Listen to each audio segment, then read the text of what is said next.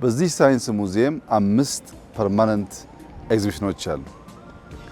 የመጀመሪያው ሴክሽን አርቲፊሻል ኢንተለጀንስ ለጤና፣ ለግብርና፣ ለስማርት ሲቲ፣ ለሰርቪሶች ለምሳሌ የሆቴል የካፌ ሰርቪሶች በሮቦቲክስ እንዴት ኤአይ ሰርቪስ መስጠት እንደሚችል የሚያሳይ አካባቢ ነው። ኤአይ ከየት ተጀምሮ የት እንዳለና ወዴት እንደሚሄድ በዝርዝር ማስተማር የሚችል ቦታ ነው።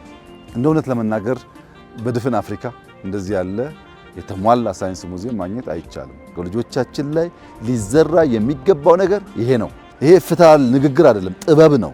ይሄን አይቶ ያደገ ልጅ ነገ ሀገር የሚጠብቅ፣ ሀገር የሚያበለጽግ፣ ሀገር የሚያለማ፣ ሀገር የሚያጸና ስለሚሆን ለልጆቻችን በጣም ታላቅ በረከት ነው። እኔ እጅግ አድርጌ ደስ ብሎኛል። ወላጆች ካዩ እንደሚደሰቱ እርግጠኛ ነኝ። እዚህ ቦታ በመምጣት በማየት እንዲማሩ፣ ልጆቻቸው ላይ መልካም ዘር እንዲዘሩ አደራ ማለት ፈልጋለሁ። እጅግ አድርጌ አመሰግናለሁ።